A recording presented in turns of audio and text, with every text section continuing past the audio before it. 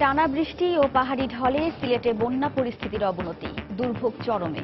১৭৪টি প্রাথমিক ও মাধ্যমিক স্কুল বন্ধ ঘোষণা। এখন আমরা কোনো আশ্রয় পাই না, কোন জায়গায় যাইমু আমরা তো কোনো নির্দিষ্ট নাই। বাত মাছ খাইতে পারি না, গরম পানি আমরা বাচ্চা খাইচা দিছি মানুষের বাড়িতে, আর আমরা ক্ষতিগ্রস্ত হয়েছে, ঘর দরজা ভাঙ্গিয়া গেছে। সাইডে দিয়ে আমরা পানি, চাউল নাই, কিচ্ছু নাই। সরকার তাই আমরা ও কয়েকদিন আগে কিছু গম পাইছিলাম, আর কিছু পাইছি। মৌলভীবাজারে ৩ উপজেলায় পানিবন্দী ২ লক্ষাধিক মানুষ। লালমনিরহাটে ১৩টি গ্রাম প্লাবিত। উঠানো বুক পানি বা কাঠি হলো খমর পানি, বাথরুমও মানে যাওয়ার কোনো আশ্রয়ের জায়গা নেই। আশেপাশে দোকান বন্ধ হয়ে গেছে, আমরা কোনো কিছু পাইতেছি না, আমরা খুব কষ্টের মাঝে আছি। দেখছিলেন প্রধান শিরোনাম। দুপুরের সময়ের সঙ্গে আছি আমি ওয়াহিদা স্বপ্না এবং আমি জুনায়েদ আল হাবিব। এবার অন্যান্য শীর্ষ সংবাদ। সব রাজনৈতিক দলের অংশগ্রহণমূলক গ্রহণযোগ্য সংসদ নির্বাচনের দিকে দৃষ্টি কমিশনের। আস্থা অর্জনে মাঠ পর্যায়ে কাজ করার তাগিদ বিশেষজ্ঞদের। প্রশাসন সতর্ক অবস্থানে থাকায় দেশবাসী এবার নির্বিঘ্নে ঈদ উদযাপন করেছেন। সচিব সভায় প্রধানমন্ত্রী কর্মকর্তা কর্মচারীদের দুর্নীতি বন্ধে কাজ করার আহ্বান। ঈদের টানা ছুটি শেষে চিরচেনা রূপে ফিরছে রাজধানী ঢাকা। আবারও কোলাহলে মুখর অলিগলি রাজপথ। আমদানি শুল্ক কমানোয় চালের বাজারে ফিরছে স্থিরতা। দাম কমেছে পাইকারি বাজারে। মিয়ানমার ও ভারতের বুকিং রেট বাড়ানোর অভিযোগ ব্যবসায়ীদের। এবং মালয়েশিয়ায় অবৈধ অভিবাসী বিরোধী অভিযানে গ্রেফতারের সংখ্যা বেড়ে ১০৩৫। এর মধ্যে ৫১৫ জন বাংলাদেশি। বৈধতা পেতে ই কার্ড নিবন্ধনের সময়সীমা বাড়ানোর দাবি।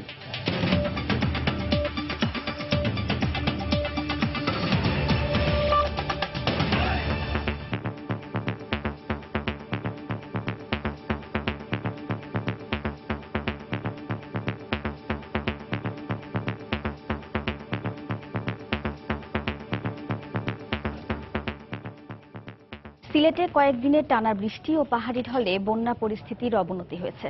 নদীর পানি অস্বাভাবিক হারে বেড়ে যাওয়ায় পানিবন্দী অবস্থায় দিন কাটাচ্ছেন ফেঞ্চুগঞ্জ, গোলাপগঞ্জ, বালাগঞ্জ ও বিশ্বনাথ উপজেলার কয়েক লাখ মানুষ। বন্যার কারণে জেলার ১৭৪টি প্রাথমিক ও মাধ্যমিক বিদ্যালয় বন্ধ ঘোষণা করা হয়েছে। বিস্তারিত ডেস্ক রিপোর্টে। গত দুদিন ধরে ঢলের পানিতে ডুবে রয়েছে সিলেটের গোলাপগঞ্জের বিভিন্ন এলাকা। ঘরের মধ্যে পানি ঢুকে পড়ায় বিপাকে পড়েছেন এসব এলাকার মানুষ। কোথাও যাওয়ার জায়গা না থাকার কারণে এই পানির মধ্যেই দিনরাত কাটছে তাদের। রান্নাঘর পানিতে তলিয়ে যাওয়ায় নেই রান্না করার স্থানও। তাই অসহায় চোখে পানির দিকে চেয়ে থাকা ছাড়া আর কিছুই যেন করার নেই এই মানুষগুলোর। বাজারহাটও যাওয়া যান না, খুব ক্ষতি হয়েছে। সাইডে দিয়ে আমরা পানি, চাউল নাই, কিচ্ছু নাই। এখন তো বাচ্চা কাচ্চা আমরা দূরে সরাইয়া দিছি, ডরাইয়া এখন তো আমরা রান্ধিয়া খাওয়া দাওয়া খুব সমস্যা পড়ছে। আমরা খানির অভাব, খাম নাই খাজ নাই, কিছু নাই। আমরা ঘরে দুয়ারে পানি, আমরা ভাত রান্ধি খাইতাম পারি না, চলতাম পারি না, বার হইতাম পারি। পানি কন্ট্রোল করার মতো কোনো ডাইক নাই। গতিকে যেদিন বৃষ্টি দেয় গ্রামে ঢুকে যায়। নদীর পানি অস্বাভাবিক হারে বেড়ে যাওয়ায় প্লাবিত হয়েছে জেলার নতুন নতুন এলাকা। পানিবন্দী রয়েছেন ফেঞ্চুগঞ্জ, বালাগঞ্জ ও বিশ্বনাথ উপজেলার কয়েক লাখ মানুষ। ৪,১৪৫টা পুকুর, তার এইটা ক্ষতিগ্রস্ত হয়ে মাছ একবারে বাইরে চলে গেছে। আর মাছ ক্ষতি হয়েছে টোটাল ৭ কোটি, প্রায় ৭ কোটি টাকার মাছ ক্ষতি হয়েছে। আউশ ধান ক্ষতি হয়েছে ১,০৬০ হেক্টর, আর বীজতলা প্রায় ১০ হেক্টর বীজতলা ক্ষতিগ্রস্ত হয়েছে। পানি উন্নয়ন বোর্ড জানিয়েছে কুশিয়ারা নদীর পানি ফেঞ্চুগঞ্জ রেলওয়ে ব্রিজ পয়েন্টে ১৪১ সেন্টিমিটার এবং জকিগঞ্জ উপজেলার অমলসিট পয়েন্টে ৮২ সেন্টিমিটার বিপদসীমার ওপর দিয়ে প্রবাহিত হচ্ছে। সময় সংবাদ, সিলেট। দর্শক, পানিবন্দী মানুষের দুর্ভোগের খবর জানাতে এই মুহূর্তে সিলেটের গোলাপগঞ্জে আছেন রিপোর্টার আব্দুল আহাদ। সরাসরি চলে যাচ্ছি তার কাছে। আহাদ। জুনায়েদ, আমি আছি গোলাপগঞ্জ উপজেলার হাকালুকি পাড়ে। এখানে আমি শরীফগঞ্জ উপজেলায় আছি। মূলত এই যে উপজেলায় যে বন্যায় যে ক্ষতি হয়েছে, সবচেয়ে বেশি ক্ষতি হয়েছে এই ইউনিয়নে। কারণ হলো এই ইউনিয়নটি পড়েছে গোলাপগঞ্জের একেবারে হাকালুকি পাড়ে। আপনারা দেখতে পাচ্ছেন যে যদিও হাকালুকি এই হাওরটি পড়েছে মৌলভীবাজার জেলায়, তারপরেও এই হাকালুকিটি সিলেটের গোলাপগঞ্জ এবং বিয়ানীবাজার এবং ফেঞ্চুগঞ্জ উপজেলা, এই 3 উপজেলাও পেয়েছে হাকালুকির এই বিশাল হাওর।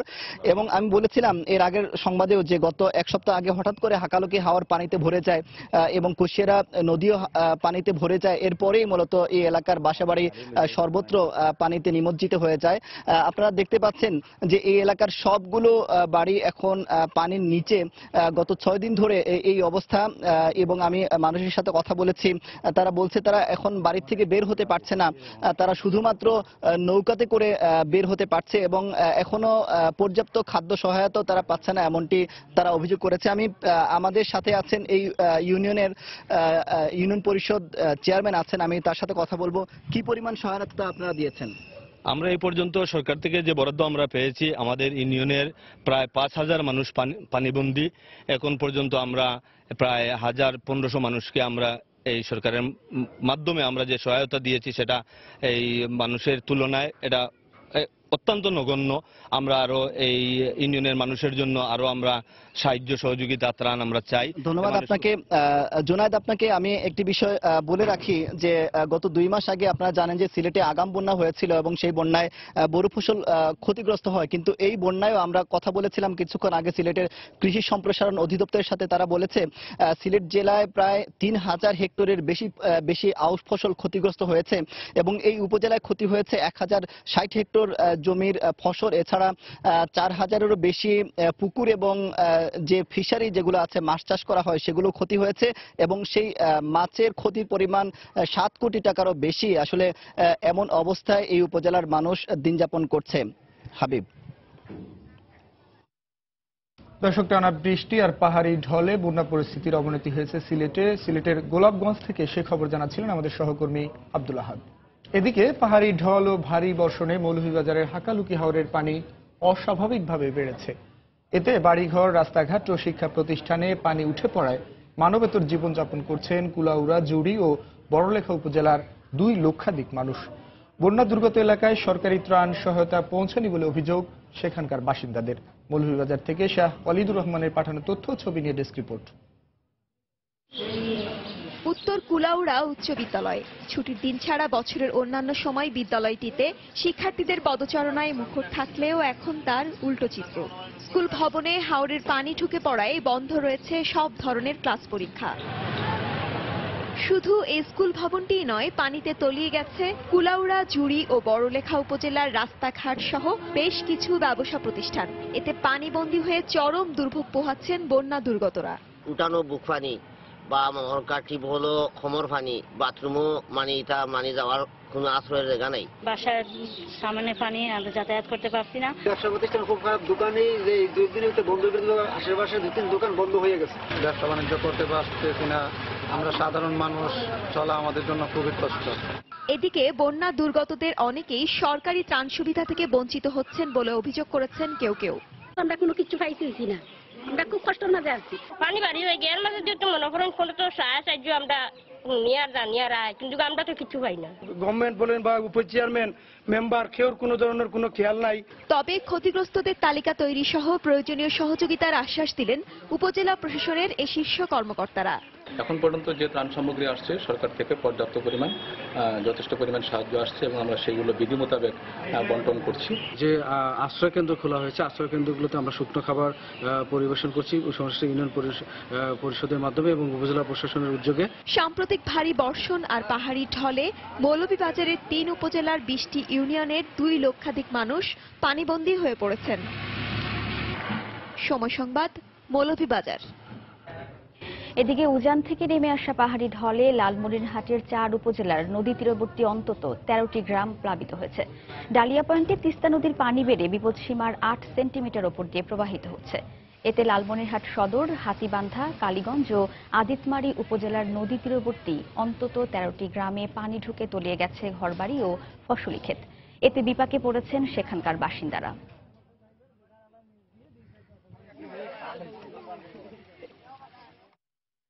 বৃষ্টিপাত থাকায় সিলেট এলাকায় বিদ্যমান বন্যা পরিস্থিতি অব্যাহত রয়েছে। বৃষ্টিপাত না কমলে পরিস্থিতির উন্নতি হবে না বলে জানিয়েছেন বন্যা পূর্বাভাস ও সতর্কীকরণ কেন্দ্রের নির্বাহী প্রকৌশলী সাজ্জাদ হোসেন। সময় সংবাদকে তিনি জানান, মৌসুমী বায়ু সক্রিয় থাকায় বৃষ্টিপাত হচ্ছে। সিলেটের বন্যা পরিস্থিতি গত পরশু থেকে উন্নতি হওয়া শুরু হয়েছিল, অর্থাৎ পানি বিশেষ সুরমা এবং কুশিয়ার পানি কমা শুরু করেছিল। তো গত 24 ঘন্টায় আমরা দেখতে পাচ্ছি সুরমার পানি কিছুটা কমলেও কুশিয়ারার পানি আবার কিছুটা বেড়েছে। তো সার্বিকভাবে আমরা দেখছি সিলেটের বন্যা পরিস্থিতি এই মুহূর্তে স্থিতিশীল আছে, তবে বৃষ্টিপাতের পরিমাণ কমে আসলে বন্যা পরিস্থিতির উন্নতি হবে। দুপুরের সময়ে আরো থাকছে। দেশে বাড়ছে না বেসরকারি বিনিয়োগ, ব্যাংকে অলস টাকা পড়ে আছে, নতুন উদ্যোগে গ্যাস বিদ্যুৎ সমস্যায় বড় বাধা বলছেন উদ্যোক্তারা। প্রধানমন্ত্রী শেখ হাসিনা বলেছেন, প্রশাসন ও আইনশৃঙ্খলা রক্ষা বাহিনীর সতর্ক অবস্থানে থাকায় দেশবাসী এবার নির্বিঘ্নে ঈদ উদযাপন করেছেন। এজন্য প্রশাসন সহ সংশ্লিষ্টদের ধন্যবাদ জানিয়েছেন তিনি। সচিবালয়ের সচিবদের সঙ্গে বৈঠকে কথা বলেন প্রধানমন্ত্রী। বেতন ভাতা বাড়ানো হয়েছে উল্লেখ করে প্রধানমন্ত্রী বলেন, এখন কর্মকর্তা কর্মচারীদের দুর্নীতি বন্ধে কাজ করতে হবে। সচিবদের উদ্দেশ্যে তিনি আরো বলেন, উন্নয়ন কর্মসূচি এমনভাবে গ্রহণ করতে হবে যাতে সর্বোচ্চ সংখ্যক মানুষ উপকৃত হয়। সকাল 10টায় সচিবালয়ের মন্ত্রিসভা কমিটির সভাকক্ষে এ সভা শুরু হয়। মন্ত্রিপরিষদ সচিব সহ সভায় অংশ নেন সব মন্ত্রণালয় ও বিভাগের সচিব। সভায় প্রধানমন্ত্রী সচিবদের বিভিন্ন মন্ত্রণালয়ের উন্নয়ন ও সমস্যা নিয়ে দিক নির্দেশনা দেন। পাশাপাশি সচিবদের পক্ষ থেকেও প্রধানমন্ত্রীর কাছে নানা সমস্যার কথা তুলে ধরা হয়। ধন্যবাদ জানাই আমাদের আইন শৃঙ্খলা রক্ষাকারী সংস্থা থেকে শুরু করে আমাদের গোয়েন্দা সংস্থা, আমাদের প্রশাসন থেকে সর্বস্তরের মানুষ যারা সবাই এবার এত সতর্ক ছিলেন এবং এত ভালো কাজ করেছেন যে এবার ঈদে আল্লাহর রহমতে কোনো রকম কোনো অঘটন ঘটে নাই। দু একটা অ্যাক্সিডেন্ট হয়েছে, সড়ক দুর্ঘটনা, এটার জন্য সত্যি আমরা অত্যন্ত দুঃখিত, কিন্তু এছাড়া কোন রকম অনভিপ্রেত ঘটনা বা কোনো সন্ত্রাসী ঘটনা কিছুই ঘটেনি। যারা কর্মকর্তা কর্মচারী এবং আমাদের আইন শৃঙ্খলা রক্ষাকারী সংস্থা সকলে খুব সতর্ক ছিলেন, যেন খুবই ভালোভাবে ঈদ উদযাপন করলো। সেজন্য সবাইকে ঈদের শুভেচ্ছা জানাচ্ছি। জিয়া অরফানেজ ট্রাস্ট দুর্নীতি মামলায় অধিকতর তদন্তে বেগম খালেদা জিয়ার আবেদন খারিজ করে দিয়েছেন আপিল বিভাগ। সকালে প্রধান বিচারপতি এস কে সিনহার নেতৃত্বে আপিল বিভাগের 4 সদস্যের বেঞ্চে শুনানি শেষে এ আদেশ দেওয়া হয়। এর আগে গত 9 মার্চ বেগম খালেদা জিয়ার আবেদনটি হাইকোর্ট বিভাগও খারিজ করে দিয়েছিলেন। এতিমদের সহায়তার জন্য একটি বিদেশি ব্যাংক থেকে আসা 2,71,671 টাকা আত্মসাতের অভিযোগে 2008 সালে রমনা থানায় মামলাটি করে দুদক। শুনানি শেষে দুদকের আইনজীবী সাংবাদিকদের বলেন, মামলার কার্যক্রম বিলম্ব করতেই এ ধরনের আবেদন করা হয়। টাকাটা কোথ থেকে আসছে এই বিষয়টি এই মামলার মধ্যে কগনিজেন্সে নেওয়া দরকার এবং মামলা চালিয়ে যাচ্ছে। আদালত এর উপরে আমাদের উভয় পক্ষে শুনেছেন, শোনার পরে আদালত একটি দীর্ঘ একটা অবজারভেশন সহ আজকে একটা আদেশ দিয়েছেন। আমি তো মনে করছি আমার কেস যতটুকু আছে ফার্দার ইনভেস্টিগেশনের কোনো প্রয়োজন নাই। যদি আমার ফার্দার ইনভেস্টিগেশনের প্রয়োজন থাকেও আমি যদি না করে থাকি তাহলে আসামি খালাস পাবে। তার জন্য ফার্দার ইনভেস্টিগেশন হবে কেন? তার তো ওনার মাথা হেঁটে কেন?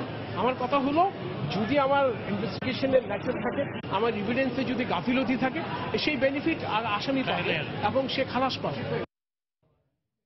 অহেতুক মাঠ গরম করার জন্য খালেদা জিয়া মিথ্যাচার করছেন বলে মন্তব্য করেছেন 14 দলের মুখপাত্র ও আওয়ামী লীগের সভাপতি মণ্ডলের সদস্য মোহাম্মদ নাসিম। দুপুরে ধানমন্ডিতে আওয়ামী লীগ সভাপতির কার্যালয়ে 14 দলের বৈঠক শেষে তিনি আরো বলেন, কোনো চক্রান্তের রাজনীতি করে লাভ হবে না। অহেতুক মাঠ গরম করার জন্য আবার মাঠে খালেদা জিয়া নেমেছেন, মিথ্যাচার তিনি করেই যাচ্ছেন, একের পর একটি মিথ্যাচার করে যাচ্ছেন। আপনারা দেখেছেন যে কোনো বিষয় হলে নেতিবাচক মনোভাব নিয়ে তিনি এগিয়ে আসেন। চক্রান্ত রাজনীতি করে এই দেশে কোনো লাভ হবে না, কোনো লাভ হবে না। 14 সালে যেভাবে তারা পরাজিত হয়েছে, ইনশাল্লাহ আগামী নির্বাচনের মাঠেও ইনশাল্লাহ আমরা 14 দল ঐক্যবদ্ধভাবে তাদেরকে পরাজিত করব।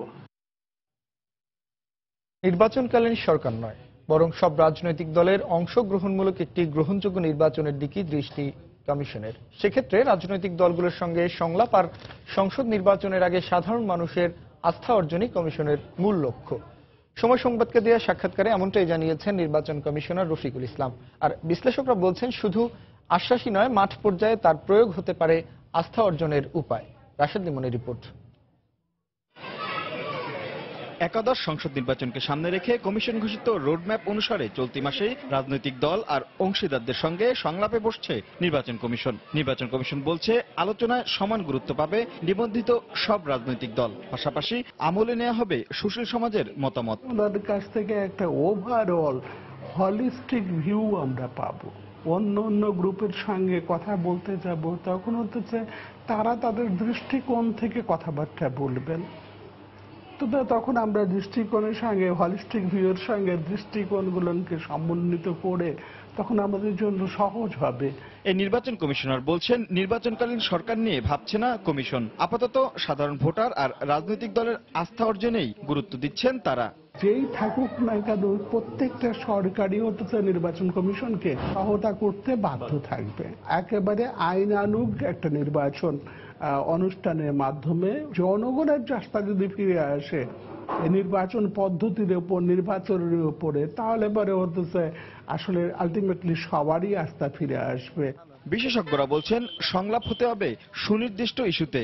সংসদ নির্বাচনের আগেই সুযোগ বুঝে কমিশনকে নিজেদের দক্ষতা প্রমাণ দিতে হবে বলেও মনে করেন তারা। ওই সময় নির্বাচন কমিশনের কতখানি কর্তৃত্ব বা তারপরে কতখানি কর্তৃত্ব থাকবে ব্যুরোক্রেসির উপরে, এগুলো নিয়ে কিন্তু আলোচনা প্রয়োজন আছে। আলোচনাটা শুধুমাত্র আলোচনার জন্য নয়, একটা এজেন্ডা নিয়ে কি কি এজেন্ডা তারা আগাতে চায়। পাবলিক ট্রাস্ট তখনই আসবে যখন জনগণ দেখবে যে অন গ্রাউন্ড তারা যেগুলো বলেছে সেগুলো তারা করার চেষ্টা করছে। প্রয়োজনে আরপিও সংশোধনেরও তাগিদ দিচ্ছেন সাবেক এই নির্বাচন কমিশনার। সংসদ রেখে, সরকার রেখে নির্বাচন করা আমাদের মতো দেশের রাজনৈতিক প্রেক্ষাপটে এটা শুধু আরপিওর মাধ্যমে গেলে এই নির্বাচনকে সেভাবে করা যাবে না। রাশেদ লিমন, সময় সংবাদ, ঢাকা। আগামী জাতীয় নির্বাচনে নির্বাচন কমিশন সেনাবাহিনীকে স্ট্রাইকিং ফোর্স হিসেবে রাখতে পারেন বলে জানিয়েছেন সড়ক পরিবহন ও সেতুমন্ত্রী ওবায়দুল কাদের। দুপুরে সচিবালয়ে তিনি আরো বলেন, নানা উদ্যোগ নেয়ায় এবার ঈদ যাত্রা স্বস্তিদায়ক ছিল। যানজট নিরসন সহ সার্বিক ব্যবস্থাপনার ক্ষেত্রে সরকার ৮০% সফল বলেও দাবি করেন তিনি। বিএনপি যখন নির্বাচন দিয়েছিল, জেনারেল জিয়াউর রহমান এবং বেগম জিয়া, তারা যেভাবে সেনাবাহিনীকে মোতায়েন করেছিলেন ইলেকশনের সময় স্ট্রাইকিং ফোর্স হিসেবে দায়িত্ব পালন করেছিল, ঠিক একইভাবে সেনাবাহিনী মোতায়েন হবে, যেটা ইলেকশন কমিশন করবে। যেখানে প্রয়োজন সেখানে সেনা মোতায়েনের যে স্ট্রাইকিং ফোর্স হিসাবে, এটা আমাদের সংবিধানেও আছে। বেগম জিয়া তার বাইরে কিছু করেননি, তিনি 7 দিন আগে 9 দিন আগেও কোথাও সেনাবাহিনী দেননি। নিম্ন আদালতের বিচারকদের শৃঙ্খলা বিধি গেজেট আকারে প্রকাশের জন্য শেষবারের মতো 2 সপ্তাহের সময় দিয়েছেন আপিল বিভাগ। প্রধান বিচারপতি এসকে সিনহার নেতৃত্বে আপিল বিভাগের 7 সদস্যের পূর্ণাঙ্গ বেঞ্চ রাষ্ট্রপক্ষের সময় আবেদনের পরিপ্রেক্ষিতে এ সময় দেন। এর আগে গত 29 জুন শৃঙ্খলা বিধি 1 জুলাইয়ের মধ্যে গেজেট আকারে প্রকাশের জন্য নির্দেশ দিয়েছিলেন আপিল বিভাগ। এদিকে রাজধানীর বিচার প্রশাসন ও প্রশিক্ষণ ইনস্টিটিউটে এক অনুষ্ঠান শেষে আইনমন্ত্রী আনিসুল হক 15 জুলাইয়ের মধ্যেই বিচারকদের শৃঙ্খলা বিধি গেজেট আকারে প্রকাশের আশা ব্যক্ত করেছেন। অত্যন্ত খুঁটিনাটি সব বিষয়গুলি দেখেই এই বিধিটা করা উচিত, যাতে এর মধ্যে এমন কোনো কিছু না থাকে যেখানে আপনার পরে এটাকে প্রশ্নবিদ্ধ করা যায়। সেই জন্য এটাকে অত্যন্ত ইয়েভাবে দেখা হচ্ছে, সূক্ষ্মভাবে দেখা হচ্ছে, এবং আমি আশা করি যে এই মাসের 15 তারিখের আগে এইটা গেজেট হয়ে যাবে। পুলিশ মহাপরিদর্শক AKM শহীদুল হক বলেছেন, 90 জেএমবির বর্তমান আমির আইয়ুব বাচ্চু গোয়েন্দা নজরদারিতে আছে, খুব শিগগিরই তাকে গ্রেফতার করা হবে। পুলিশ সদর দপ্তরের সকালে এক অনুষ্ঠান শেষে সাংবাদিকদের একথা বলেন তিনি। আইন শৃঙ্খলা রক্ষা বাহিনীর অব্যাহত অভিযানে জঙ্গিরা বড় ধরনের হামলা চালানোর মতো অবস্থায় নেই বলেও জানান তিনি। আইয়ুব বাচ্চু বলেন, যাই বলেন, সবগুলি আমাদের জালে পড়বে। আমরা সবগুলি গ্রেফতার করতে সক্ষম হব। আমাদের পুলিশের গোয়েন্দা, অন্যান্য গোয়েন্দা সবাই আমরা কাজ করতেছি। আমরা আশা করি তারা অবশ্যই যত বড় নেতাই হোক না কেন জঙ্গি, তারা দুষ্কৃতিকারী, তারা মানবতা বিরোধী, তারা দেশ বিরোধী, কাজে তাদেরকে গ্রেপ্তার করা আমাদের পক্ষে সম্ভব হবে। ঈদের টানা ছুটি শেষে আবারও চিরচেনা রূপে ফিরতে শুরু করেছে মেগাসিটি ঢাকা। জীবন জীবিকার প্রয়োজনে বেড়েছে রাজপথে গাড়ির বহর, আর কর্মব্যস্ত মানুষের পদচারণায় মুখর তিলোত্তমায় নগরী। শাতিলা শারমিনের রিপোর্ট, ক্যামেরা ছিলেন মোহাম্মদ সালাউদ্দিন। নগরীর প্রাণকেন্দ্র মতিঝিল গত কয়েকদিনের প্রশান্ত রূপ ঝেড়ে ফেলে ফিরছে ব্যস্ততা আর যাত্রিকতার সময়। তবে এতে বৃষ্টি কিছুটা হলেও বাদ সেধেছে। সপ্তাহের প্রথম দিন ছিল, অফিস ডে শুরু হওয়ার কথা ছিল, কিন্তু বৃষ্টির কারণে সেই শুরুটা ঠিক যেভাবে ঈদের পরে হয় সেইভাবে হয়নি। রাস্তাঘাট মোটামুটি জ্যাম সৃষ্টি হচ্ছে, তবে সে আগের মতো এখনো হয়ে আসেনি। ঈদের ছুটি শেষ হয়েছে কয়েকদিন আগেই, তারপরেও কর্মব্যস্ত হয়ে উঠতে সময় লাগছে নগরীর। রাজপথে বেড়েছে গাড়ির সংখ্যা, নানা প্রয়োজনে মানুষকে উৎসব শেষ করে ফিরতে হচ্ছে কাজে। ফাঁকা ছিল, ঘুরতে পেরেছি, টাইম মতো সব জায়গায় পৌঁছতে পেরেছি। আর এখন আবার সবাই গ্রাম থেকে যার যার কর্মস্থলে চলে এসছে, সবাই আবার আগের মতো বিজি হয়ে গেছে। রাজপথকে যারা সবচেয়ে বেশি চেনেন তারা জানালেন এখনো পুরো কর্মব্যস্ত রূপে ফেরেনি ঢাকা। ঈদের আগের যে অফিসগামী কিংবা ঈদ ঢাকার যে পূর্ণ রূপ ছিল, আজকে থেকেই মূলত এই পূর্ণ রূপটা ফিরে আসছে ঢাকার। এক সপ্তাহের ফাঁকা নগরী থেকে ধীরে ধীরে আবারও যান্ত্রিক নগরীতে ফিরছে ঢাকা। শাতিলা শারমিন, সময় সংবাদ, ঢাকা। শুল্ক হার কমানোয় চাল আমদানি বাড়তে থাকায় দেশের চালের বাজারে স্থিরতা ফিরতে শুরু করেছে। বিশেষ করে এতদিন পর্যন্ত গুদামজাত করে রাখা চাল ব্যবসায়ীরা বাজারে ছেড়ে দেয় পাইকারি পর্যায়ে প্রতি কেজিতে দাম কমেছে 3 থেকে 4 টাকা পর্যন্ত। এদিকে বাংলাদেশের শুল্ক হার কমানোর সঙ্গে সঙ্গেই মিয়ানমার এবং ভারত কোনো কারণ ছাড়াই বুকিং রেট বাড়িয়ে দিয়েছে বলে অভিযোগ ব্যবসায়ীদের। নূর জামাল আতিকের ক্যামেরায় বিস্তারিত জানাচ্ছেন কমল দে। হাওর অঞ্চলের বন্যা, দেশের বিভিন্ন স্থানে ব্লাস্ট রোগের কারণে ধান ক্ষেতের ব্যাপক ক্ষতি হয়, নষ্ট হয়ে যায় কৃষকের পাকা ধান। সে সাথে শুল্ক হার বেশি থাকায় আমদানিকারকরাও চাল আমদানি অনেকাংশে কমিয়ে দেয়। তাৎক্ষণিকভাবে চালের সংকট দেখা না দিলেও বাড়তে থাকে চালের দাম। বাজারের স্থিতিশীলতা ফিরিয়ে আনতে সরকার শুল্ক হার 28 থেকে 18% কমিয়ে মাত্র 10% নির্ধারণ করে দেয়। আর যে কারণে আমদানিকারকরাও ভারত এবং মিয়ানমার থেকে চাল আমদানির জন্য গণহারে ঋণপত্র খুলতে থাকে। ইতিমধ্যে বাজারে আসতে শুরু করেছে আমদানি করা চাল। লাখখানিক টন চাল আমদানির প্রক্রিয়া হয়ে গেছে, অলরেডি আসছে, কিছু চলে আসছে, আর কিছু পথে আছে।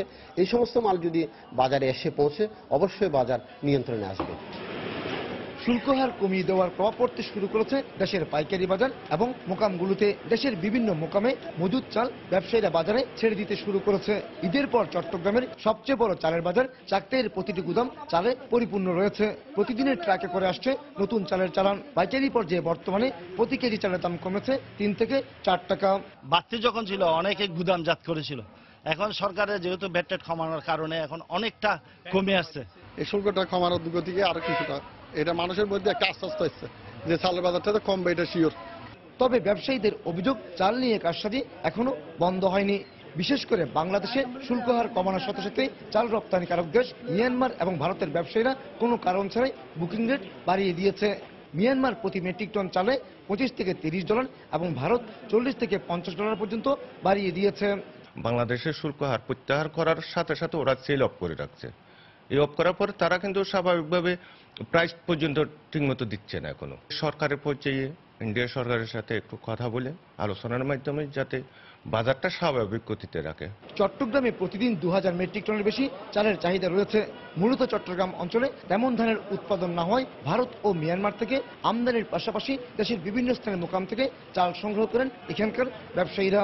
অপরদিকে শুল্ক হার কমানোর পর চট্টগ্রামের অন্তত 8 জন শীর্ষস্থানীয় আমদানিকারক কমপক্ষে 1 লাখ মেট্রিক টন চাল আমদানির ঋণপত্র খুলেছেন বলে নিশ্চিত করেছেন চাল ব্যবসায়ী সমিতির নেতারা। কমল দে, সময় সংবাদ, চট্টগ্রাম। দর্শক, এই মুহূর্তে চট্টগ্রাম চালের আড়ত চাকতাই আছেন রিপোর্টার কমল দে। চালের দরদামের বিষয়ে জানতে সরাসরি চলে যাচ্ছি তার কাছে। কমল, আমদানি শুল্ক হার কমানোর ফলে যে আমদানি বেড়েছে আর এর ফলে কিছু জমজমাট হয়ে উঠেছে দেশের সবচেয়ে বড় চালের বাজার যে চট্টগ্রামের চাকদা এলাকা। এখানকার প্রায় 300 গুদামে কিন্তু এখন মাল লোড আনলোড চলছে। আমরা সকাল থেকে দেখেছি ট্রাকে করে বিপুল পরিমাণ চাল আসছে এবং সে চাল গুদামে নামছে। আবার শুধু চট্টগ্রামের গুদামগুলিতে যেহেতু এখানে নামছে এরপরে কিন্তু সেগুলো পাঠিয়ে দেওয়া হচ্ছে দেশের অন্যান্য চট্টগ্রামের যে আশেপাশে প্রায় 25টি জেলা চাল পাঠিয়ে দেওয়া হচ্ছে এখান থেকে। তো বলা যায় সরগরম পুরো এলাকা। এত বৃষ্টির মাঝে আমরা দেখেছি যে সকাল থেকে গুড়ি গুড়ি করে বৃষ্টি পড়ছে। সে বৃষ্টির মাঝে কিন্তু গুদামগুলিতে যেমন তারা চাল তুলছে আবার ঠিক সেভাবে তারা আবার চালগুলি কিন্তু আনলোড লোডের মাধ্যমে দেশের অন্যান্য যে বাজারগুলো রয়েছে সে বাজার তারা পৌঁছে দিচ্ছে। বিশেষ করে চট্টগ্রামের যে পার্শ্ববর্তী যেসব বাজার রয়েছে চট্টগ্রামের পাশাপাশি কক্সবাজার, খাগড়াছড়ি, বান্দরবন, রাঙামাটি এবং পাশে অন্যান্য যে জেলাগুলি সেই জেলাতে কিন্তু চাল যায় এই চাকতায় আর কি। আপনি জানেন যে যখন যে বাংলাদেশ যখন বিভিন্ন প্রাকৃতিক দুর্যোগের কারণে গত প্রায় 60% চাল নষ্ট হয়ে গেছিল, এরপরে কিন্তু চালের সংকট না থাকলেও দাম বাড়ছিল আশঙ্কাজনক হারে। আর এই প্রেক্ষিতে গিয়ে সরকার ঈদের ঠিক 3 দিন আগে করে চালের যে শুল্ক হার ছিল 28%, সেটা 28% থেকে 18% কমে 10% নির্ধারণ করে। 10% নির্ধারণ করার পরে কিন্তু চট্টগ্রাম বিশেষ করে চট্টগ্রামে যারা ব্যবসায়ী রয়েছে তারা পার্শ্ববর্তী দেশ মিয়ানমার এবং ভারতে তারা এলসি খুলতে শুরু করে এবং এলসির কিছু চাল ইতিমধ্যে বাজারে আসছে বলে ব্যবসায়ীরা আমাদেরকে জানিয়েছেন। আপনি জানেন যে চট্টগ্রামের প্রতিদিন প্রায় 2000 মেট্রিক টনের বেশি চালের চাহিদা রয়েছে এবং সেই চালের মূলত চাহিদা মেটানো হয় মিয়ানমার এবং ভারত থেকে আমদানি করা চাল দিয়ে। সে চালের চাহিদা মেটানো হচ্ছে। এখন দেখতে পাচ্ছেন যে কিন্তু আজ সকাল থেকে আমরা দেখতে পাচ্ছি যে গুদামগুলি কিন্তু চালে পরিপূর্ণ হয়ে উঠেছে। আমি একটা গুদাম দেখানোর চেষ্টা করছি আপনাদেরকে, যে গুদামটি এখানে একটা সাধারণ মানের গুদাম, সেই গুদামে কিন্তু চাল পর্যাপ্ত মজুত রয়েছে।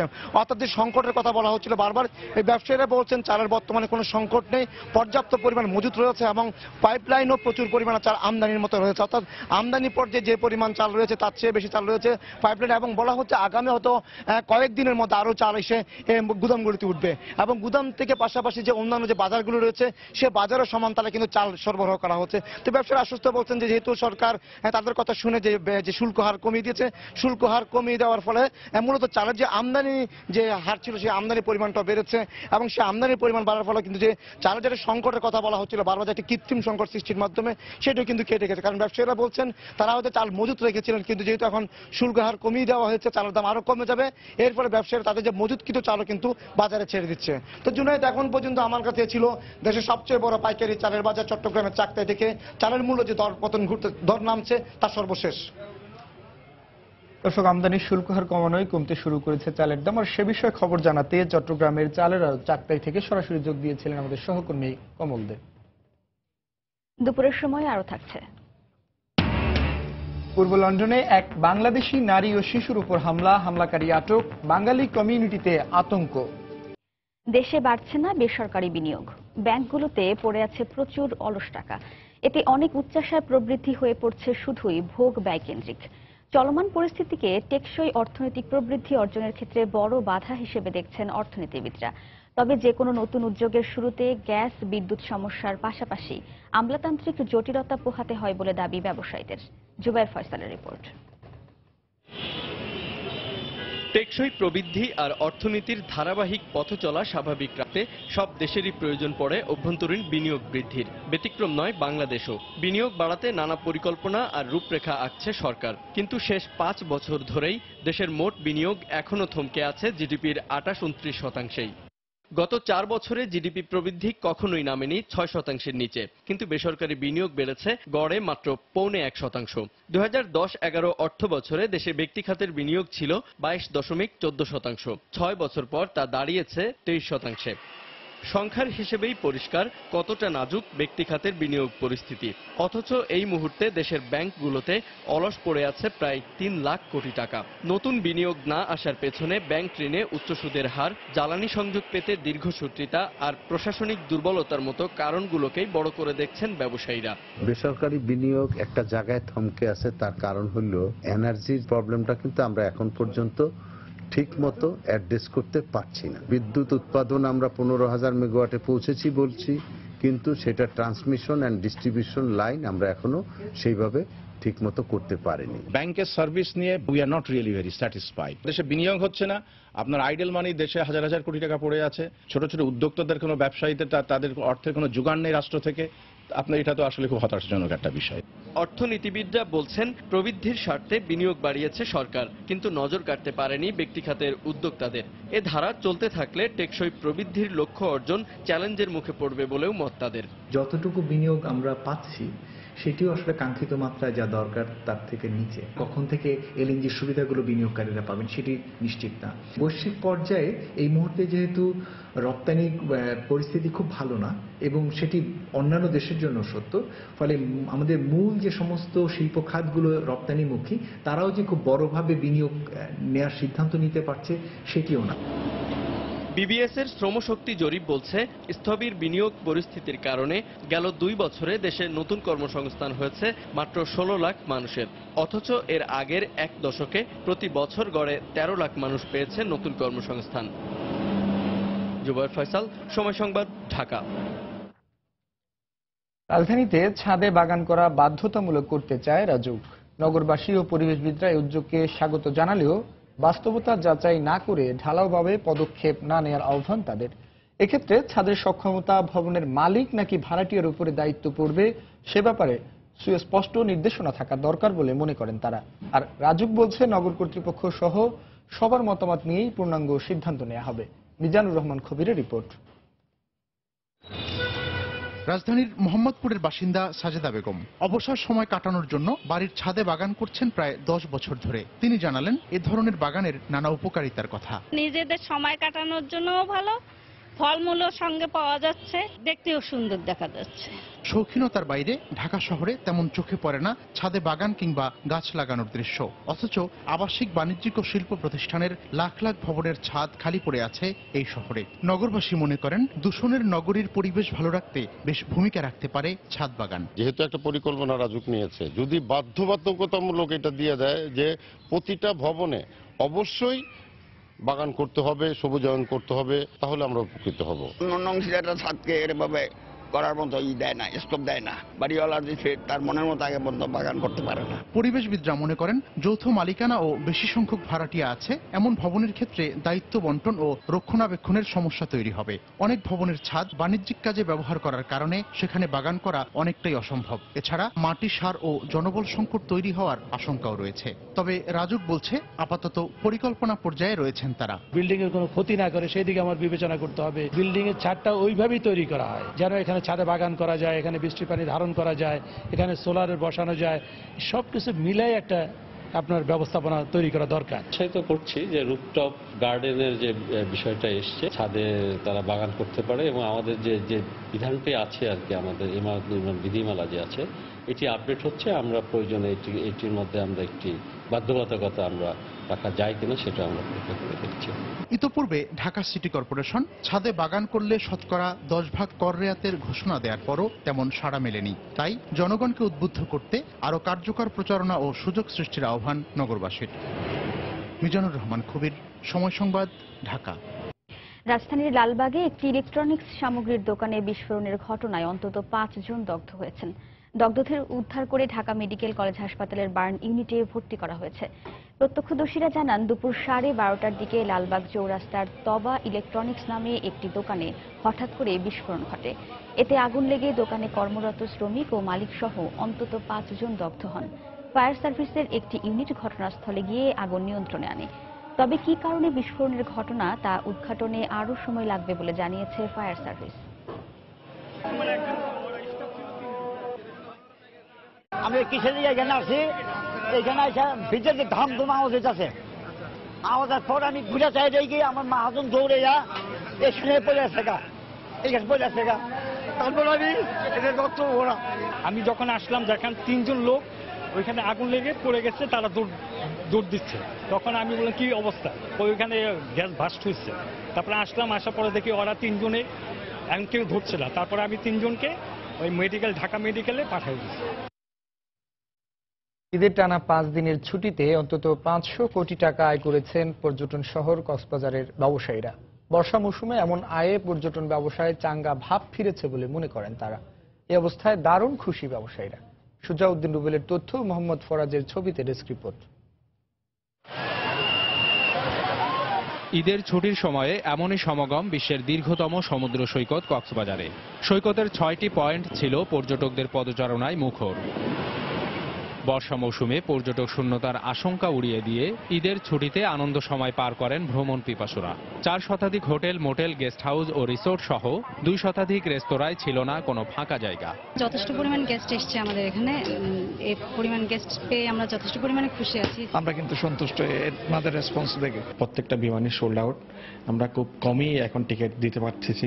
সৈকত এলাকার বার্মিজ মার্কেটগুলোতেও ছিল পর্যটকদের উপচে পড়া ভিড়। বার্মিজ আচার, পোশাক, ঘর সাজানোর বিভিন্ন উপকরণের পাশাপাশি বেচাকেনায় সরগরম ছিল শুটকির দোকানেও। যেগুলো পর্যটক আসতেছে এগুলো মনে করেন আমরা বেচা বিক্রি করে সন্তুষ্ট হচ্ছি। রমজানে বেচা বিক্রি ছিল না, এখন 20-30 হাজার টাকা সেল হচ্ছে। রূপচাঁদা, লুটকা মাছ অনেক চলছে, আল্লাহর রহমতে আমরা বেচাকেনাতে অনেক সন্তুষ্ট। পর্যটকদের জন্য আরো সুযোগ সুবিধা বাড়ালে ঈদের সময়ে আয় 1000 কোটি টাকা ছাড়িয়ে যেত বলে জানান ব্যবসায়ী নেতারা। বিশেষ করে কক্সবাজারে রাত্রে পর্যটকদের চলাফেরা নির্বিঘ্ন করার জন্য ল এনফোর্সিং এজেন্সি থেকে অ্যামিউজমেন্টের কিছু ব্যবস্থা রাখতে হবে। এখন কিন্তু সারা বছরেই পর্যটক আছে কক্সবাজার, বর্ষার সময় পর্যটকরা আরো অনেক বেশি পর্যটক কক্সবাজার আসে। আবহাওয়া স্বাভাবিক থাকলে কক্সবাজারে পর্যটক আসা অব্যাহত থাকবে বলে জানায় হোটেল মোটেল ওনার্স অ্যাসোসিয়েশন। এই আবহাওয়া যদি অনুকূলে থাকে আশা করছি সামনের সপ্তাহ প্রচুর পরিমাণ পর্যটক এখানে আসবে। যারা ব্যবসায়ী আছেন সবাই আনন্দ মুখর অবস্থা আছে।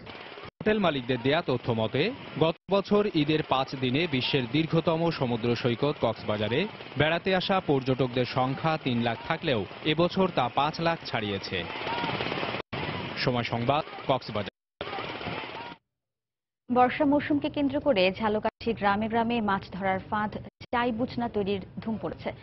চাহিদা বাড়তে থাকায় দিনরাত ব্যস্ত 3 শতাধিক পরিবারের নারী পুরুষ। এসব ফাঁদ বিক্রি হচ্ছে জেলার 30টি হাটে। প্রতি বছরের মতো এবারও ভালো বিক্রির আশা করছেন কারিগররা। ঝালকাঠির প্রতিনিধি পলাশ রায়ের তথ্য, ছবি নিয়ে ডেস্ক রিপোর্ট। আর কদিন পরই নদীনালা, খাল বিলে নানা প্রজাতির দেশীয় মাছের উপস্থিতি বাড়বে। এই মাছ শিকারের জন্য জেলার গ্রামে গ্রামে বাণিজ্যিকভাবে তৈরি হচ্ছে মাছ ধরার ফাঁদ। পরিবারের নারী পুরুষ থেকে শুরু করে শিশুরাও এই কাজে ব্যস্ত। নানা আকার ও আঙ্গিকে তৈরি এই ফাঁদগুলোর রয়েছে বিভিন্ন নাম। কোনোটিকে বলা হয় চাই, কোনোটি বুচনা, কোনোটিকে গড়া কিংবা চর গড়া, আবার কোনোটির নাম খুচইন। বার কিনে আনি 100 টাকা বা 110 টাকা, 120 টাকা। তাই ধরেন 2টা বা 3টা বুচনা বানাই। জ্যৈষ্ঠ, আষাঢ়, শ্রাবণ, ভাদ্র এই 4 মাস আমরা এই চাই বুচনা বানাই। চিংড়ি মাছ পাওয়া যায়, তারপরে শিং মাছ পাওয়া যায়, বাইং মাছ পাওয়া যায়, ট্যাংরা মাছ পাওয়া যায়, পুঁটি মাছ। জ্যৈষ্ঠের মাঝামাঝি থেকেই সপ্তাহে অন্তত 2 দিন এসব ফাঁদ বিক্রি হচ্ছে শহরের টাউন হল সংলগ্ন সবচেয়ে বড় হাটে। একই সাথে নলচিটি, ষাটপাকিয়া, নাচনমহল সহ জেলার 30টি হাটে উঠতে শুরু করেছে চাই বুচনা। বৃষ্টি আইছে, এগুলো একটু বেশি চলবে, তাও 200 টাকা হয়েছে নর্মাল বাজার, আর উপরে আছে 280 টাকা। ঝালকাঠি শহরে আমরা 8টা হাট করি, টুকটাক বেচা কিনা ছোট বাজারে করি, তাতে এই বছর তেমন সুবিধা না। যদি এদের কাছে কিছু লোন টোন দিত তাদের 4 মাসের তাদের ব্যবসাটা আরো একটু স্বাবলম্বী হইতো। এদিকে মৌসুমী এই পেশাকে কুটির শিল্পে সমৃদ্ধ করতে সব ধরনের সহযোগিতার আশ্বাস দিলেন ডিস্ট্রিক্ট কর্মকর্তা। চাই যারা তৈরি করে এই পেশায় যারা নিয়োজিত আছেন তাদের জন্য আমাদের বিশেষ ব্যবস্থা রয়েছে। তাদের জন্য আমরা স্বল্প সুদে ঋণ প্রদানের ব্যবস্থা করে থাকি। প্রতি বছর বর্ষা থেকে শীত পর্যন্ত এসব ফাঁদ বিক্রি হয় বিভিন্ন হাট বাজারে। সঠিক পরিসংখ্যান না থাকলেও জেলার সহস্রাধিক মানুষ এই মৌসুমী পেশায় জড়িত থেকে বছরের 4 মাস জীবিকা নির্বাহ করে। সময় সংবাদ, ঝালকাঠি। মালয়েশিয়া অবৈধ অভিবাসী বিরোধী অভিযানে এ পর্যন্ত 1035 জনকে আটক করেছে দেশটির ইমিগ্রেশন পুলিশ। এর মধ্যে 515 জনই বাংলাদেশি। এছাড়া স্থানীয় 16 কর্মকর্তাকেও আটক করা হয়েছে। বৈধ হওয়ার জন্য সরকারের বেঁধে দেওয়ার সময় উত্তীর্ণ হওয়ার পর শনিবার দেশব্যাপী এই অভিযান শুরু হয়। মালয়েশিয়া প্রতিনিধি মোহাম্মদ আব্দুল কাদেরের তথ্য, ছবি নিয়ে ডেস্ক রিপোর্ট। শনিবার কুয়ালালামপুরের বিভিন্ন নির্মাণাধীন ভবনে কর্মরত অবৈধ শ্রমিকদের তাড়া করে আটক করে পুলিশ। দেশটিতে বৈধভাবে বসবাসের জন্য ই-কার্ড নিবন্ধনে সরকারের বেঁধে দেওয়া সময়সীমা অতিক্রম হবার পরপরই কঠোর অবস্থানে যায় মালয়েশিয়ার ইমিগ্রেশন কর্তৃপক্ষ। একদিনেই তারা 5 শতাধিক বাংলাদেশি সহ বিভিন্ন দেশের 1000-এরও বেশি অবৈধ অভিবাসী শ্রমিককে আটক করে। তাদেরকে বিভিন্ন অভিবাসী আটক কেন্দ্রে নিয়ে যাওয়া হয়। দেশটিতে সব অবৈধদের চিহ্নিত করতে এই অভিযান অব্যাহত রাখার ঘোষণা দিয়েছে সরকার। এত অবৈধ শ্রমিকের মালয়েশিয়ায় বসবাসের ঘটনায় আমি বিস্মিত নই। বিভিন্ন নিয়োগকারী প্রতিষ্ঠান ও ব্যবসায়ীদের কর্মকাণ্ডে আমরা হতাশ। শ্রমিকদের বৈধ হবার জন্য একের পর এক সুযোগ দেওয়া হলেও তারা তাদের কর্মচারীদের এ বিষয়ে উদ্বুদ্ধ করেনি। সুযোগ পেয়েও যারা তা কাজে লাগায়নি তাদেরকে আর কোনো ছাড় দেওয়া হবে না। হঠাৎ মালয়েশীয় নিরাপত্তা বাহিনীর সাঁড়াশি অভিযানে বিদেশি শ্রমিকদের মাঝে আতঙ্ক ছড়িয়ে পড়েছে। যারা বৈধভাবে বসবাস করছেন, হেনস্থার শিকার হবার ভয়ে আছেন তারাও। 80% লোক বললে সারে অনেকে ভিসা করতে পারে নাই, কারণ সবাই প্রতারণার শিকার। এখন ভিসা থাকলেও নিয়ে যাচ্ছে, ভিসা না থাকলেও নিয়ে যাচ্ছে, কিন্তু আমাদের সবার প্রায় মানুষের ভিসা নাই। আমরা খুব আতঙ্কের মধ্যে আছি। সো আমি বাংলাদেশ সরকারকে বিনীতভাবে অনুরোধ করবো, প্লিজ একটু যেন এই দেশের সরকারের সাথে যেভাবে হোক, এটা ফোনে করা হোক, যেভাবে আলাপ আলোচনা করে আমাদের জন্য কিছু করার জন্য। নেপাল থেকে আসতে মাত্র 70 থেকে 80,000 টাকা লাগে, সেখানে আমার থেকে নেপাল আরো দূরে। বাংলাদেশের এমিডেন্স লাগে 3 থেকে 3.5 লাখ টাকা। তারপরে নেপাল দেখা গেছে যদি কোনো কাজে সমস্যা হয়, নেপাল সরকার তাদেরকে ব্যাক করে নিয়ে যায়, কিন্তু আমাদের দেশের সরকার এমনটি করে না। এ অবস্থায় মালয়েশিয়ার আবাসন ব্যবসায়ী সংগঠন দি মাস্টার্স বিল্ডার্স অ্যাসোসিয়েশন MBAM সরকারের কাছে ই-কার্ড নিবন্ধনের সময়সীমা আগামী বছরের ফেব্রুয়ারি পর্যন্ত বাড়ানোর আবেদন জানিয়েছে। একই সঙ্গে নিবন্ধন প্রক্রিয়া আরো দ্রুত ও সহজ করতে সংশ্লিষ্ট কর্তৃপক্ষের কাছে আহ্বান জানিয়েছেন ব্যবসায়ীরা। ই-কার্ড নিবন্ধন প্রক্রিয়ায় জালিয়াতির অভিযোগে কয়েকজন এজেন্টকেও গ্রেফতার করা হয়েছে বলে জানিয়েছে পুলিশ। সময় সংবাদ, কুয়ালালামপুর, মালয়েশিয়া। পূর্ব লন্ডনে এক বাংলাদেশি নারী ও তার 7 বছরের শিশু হামলার শিকার হয়েছেন। শনিবার বিকেলে বেথনাল গ্রিনের উইভার্স ফিল্ড পার্কে স্থানীয় স্কটিশ হাউসের বাসিন্দা মিনা রহমান তার সন্তানকে ফুটবল খেলতে নিয়ে যায়। এ সময় 2 ব্যক্তি তাদের ওপর অতর্কিত হামলা চালায়। তারা মিনাকে কিল, ঘুষি এবং লাথি মেরে পার্কের মধ্যে টানা হ্যাচড়া শুরু করে। প্রায় 10 মিনিট ধরে মিনাকে আঘাত করে তারা। মিনার চিৎকারে আশপাশের লোকজন এগিয়ে এলে হামলাকারীরা পালিয়ে যাওয়ার চেষ্টা করে। এ সময় এক হামলাকারীকে আটক করে জনতা। পরে নিরাপত্তা বাহিনীর কাছে তাকে হস্তান্তর করা হয়। আহত মিনাকে রয়্যাল লন্ডন হাসপাতালে ভর্তি করা হয়েছে। পুলিশ জানায় আটক ব্যক্তির কাছে তরল জাতীয় পদার্থ পাওয়া গেছে, তবে এ বিষয়ে বিস্তারিত কিছুই জানা যায়নি। হামলার পর স্থানীয় বাঙালি কমিউনিটিতে আতঙ্ক বিরাজ করছে।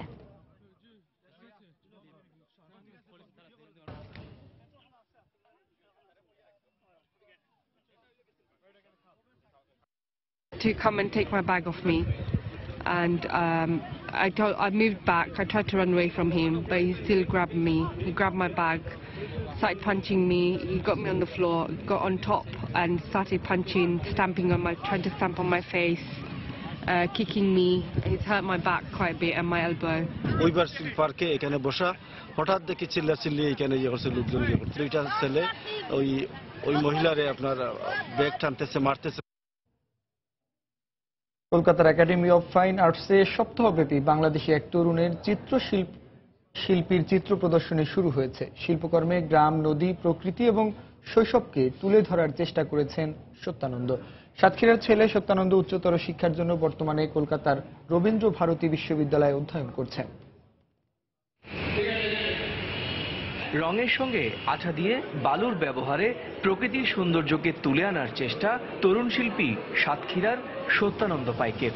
সেই প্রয়াসেই মিশ্র মাধ্যমের 22টি শিল্পকর্ম দিয়ে প্রকৃতির অন্বেষণ শিরোনামে শনিবার সন্ধ্যায় কলকাতার একাডেমি অফ ফাইন আর্টসে 6 দিনের প্রদর্শনী শুরু হয়েছে। চলবে 6 জুলাই পর্যন্ত। ভাষাবিদ ও রবীন্দ্র ভারতী বিশ্ববিদ্যালয়ের সাবেক উপাচার্য অধ্যাপক ডক্টর পবিত্র সরকার প্রদর্শনীর আনুষ্ঠানিক উদ্বোধন করেন। কলকাতার বাংলাদেশ উপদূতাবাসের কর্মকর্তারা ছাড়াও উপস্থিত ছিলেন বিশিষ্টজনরা। আমার জন্মভূমি বাংলাদেশের স্মৃতি, তার নিসর্গ, তার বর্ষাকাল, তার নদী, তার সবুজ প্রতিবেশ, এই স্মৃতিটা আমার কাছে আবার ভাসিয়ে নিয়ে এসছে। এই ছবিগুলোকে অসাধারণ একটা কি বলবো প্রতিবেশ নির্মাণ করেছে এই ছবিগুলোর মধ্যে দিয়ে। আমি এই ছবিগুলো দেখে সত্যি সত্যি মুগ্ধ হয়ে গেছে। অন্যরকম এই বালি দিয়ে কাজ, এটা খুব অভিনব লেগেছে, সেটার জন্য কালার খুব ভালো লেগেছে। শিল্পকর্মে গ্রাম, নদী, প্রকৃতি এবং শৈশবকে তুলে ধরার চেষ্টা করেছেন বলে জানান সত্যানন্দ পাইক। আমি বেসিক্যালি নেচার নিয়ে কাজ করছি, নেচার নিয়ে কাজ করছি, দৃশ্য বিভিন্ন রকম দৃশ্য, আমাদের জন্মভূমি বাংলাদেশ। সবচেয়ে বড় কথা যে আমার যেখানে বেড়ে ওঠাটা, ছোট্টবেলা থেকে যে ঘরের কাছে বেড়ে ওঠাটা, তার আশপাশের দৃশ্যটাকে আমি ফুটিয়ে তোলার চেষ্টা করছি একটা ভিন্ন মাত্রায়। একাডেমি অফ ফাইন আর্টসের মূল ভবনের গ্যালারিতে প্রতিদিন বিকাল 3টা থেকে রাত 8টা পর্যন্ত চলবে এই প্রদর্শনী। সুব্রত আচার্য, সময় সংবাদ, কলকাতা।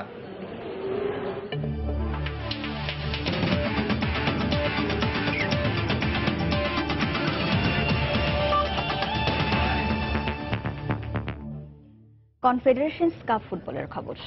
ফাইনালের মঞ্চ টুর্নামেন্টের সবচেয়ে বড় ম্যাচ, যেখানে মুখোমুখি হতে যাচ্ছে বিশ্ব ফুটবলে যাদের একচ্ছত্র আধিপত্য, সেই লাতিন আমেরিকা ও ইউরোপের দুই মহাদেশীয় পরাশক্তি জার্মানি ও চিলি। এবারের আসরে গ্রুপ পর্বে দেখা হয়েছিল দুই দলের, যে ম্যাচে ড্র করে পয়েন্ট ভাগাভাগি করে দুই দলই। রাশিয়ার সেন্ট পিটার্সবার্গে ম্যাচটি শুরু হবে বাংলাদেশ সময় রাত 12টায়।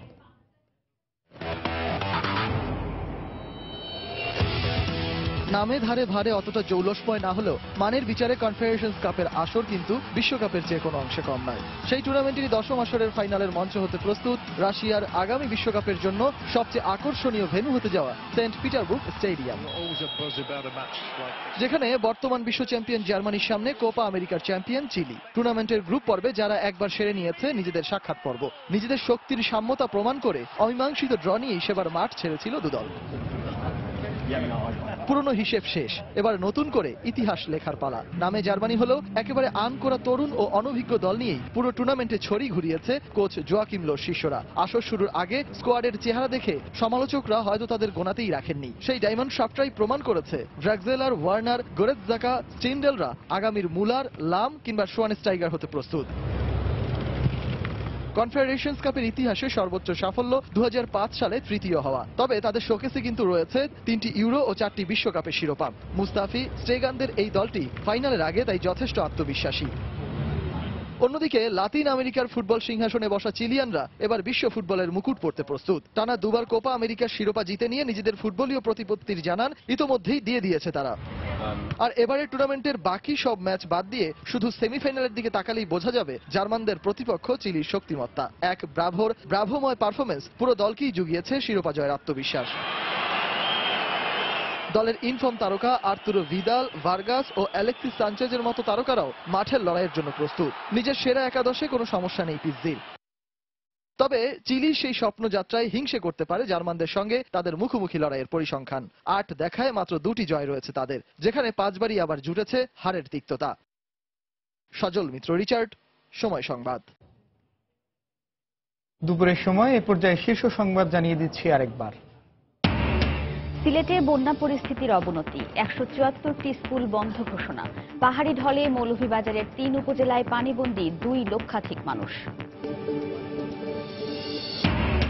সব রাজনৈতিক দলের অংশগ্রহণমূলক গ্রহণযোগ্য সংসদ নির্বাচনের দিকে দৃষ্টি কমিশনের। আস্থা অর্জনে মাঠ পর্যায়ে কাজ করার তাগিদ বিশেষজ্ঞদের। প্রশাসন সতর্ক অবস্থানে থাকায় দেশবাসী এবার নির্বিঘ্নে ঈদ উদযাপন করেছেন।